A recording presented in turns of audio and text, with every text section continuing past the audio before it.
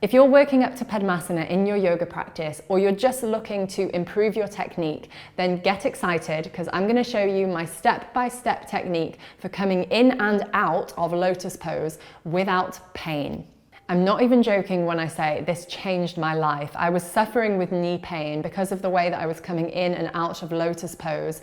And if you've ever had a yoga injury, you know how frustrating it is not to be able to do the postures that you love so much. Since I started doing it this way several years ago, I've not heard a peep out of my knees, and I practice Lotus Pose or variations of it every single day in my practice. I've also taught it to hundreds of students, and I love seeing the look of delight and relief on their face when they realize that you can practice this pose without pain. You just have to follow these steps. So are you excited? Then give this video a thumbs up to like it, and don't forget to subscribe to my channel and click the bell to get notified every time I post a new video. By the way, I'm going to leave a link to my free primary series workbook below. It's an illustrated workbook that you can print out and then take notes on this posture as we go through, just so that you don't forget any of the amazing tips that you're going to learn on my channel. Let's get started with the technique. Step 1 is to close the knee joint. And that means bringing the heel up towards your bottom or closing the calf towards the thigh. And from this point on, I want you to imagine that those 2 points are glued together. And the reason we do this is because as we're moving in and out of the pose, we don't want to keep the knee joint open because that's going to leave it vulnerable to twisting. And yes, the knee joint twists a little bit, but for the purposes of staying really safe in this posture, especially if you're just a beginner starting this pose, better to keep the knee joint completely closed.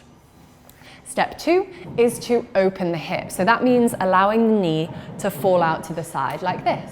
Step 2 is to open the hip joint. So that means allowing the knee to fall out to the side like this. Now you can imagine that if you have tightness in the muscles here along the inside of the thigh, that's going to keep the knee off the floor. So you want to try and work on lengthening these muscles in postures like Baddha Konasana.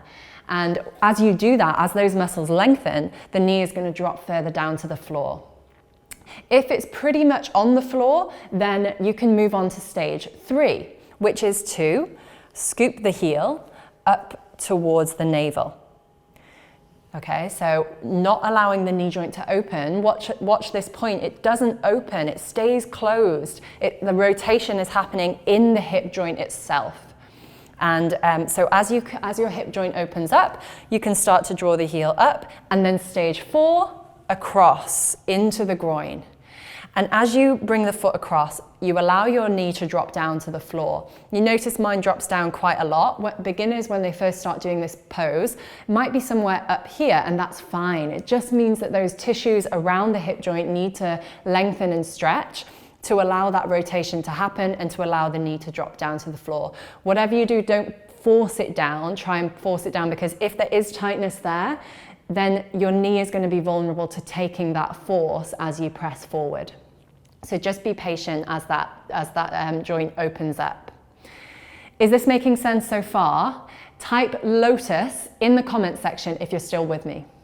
Now, if your knee is still quite high off the mat here, don't rush to the next stage. Let it fall down towards the mat before you move on to the next leg. If you're ready, let's work on the next leg just as mindfully, because what a lot of people do is they get to this point and then they just crank the other leg into position, but you're not going to do that, are you? We're going to do exactly the same thing on the left leg, but this time it's a little trickier because we've got this foot in position already, so it's kind of getting in the way. So to do the same step, step 1 is to close the knee joint. Step 2, open the hip, let the knee fall out to the side.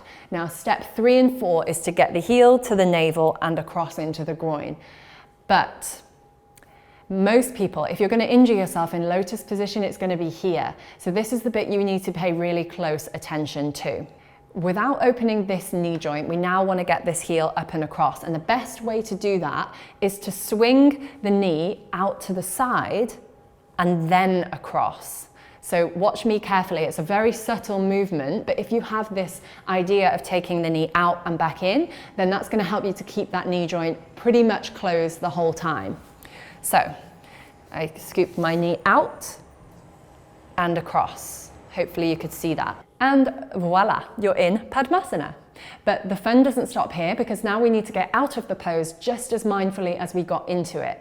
So let's start by reversing the steps on the left leg. So gently scooping the heel up, just lifting it so it comes off the mat, but off the leg, but not wrenching it up. So that would cause twisting at the knee joint. I'm going to send the knee out and then lay the foot on the ground. So knee goes out and foot goes down.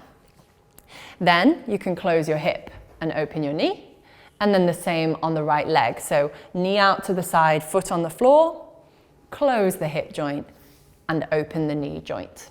So does that make sense to you? If you have any questions about Padmasana or the variations, then please just leave me a comment below. I'd be really happy to hear from you and to help you out with this posture. If you found this video helpful, then give me a like by clicking the thumbs up button, and don't forget to subscribe to my channel and hit the bell, because then you'll get notifications when I post a new video. Thank you so much for watching, and I'll see you next time.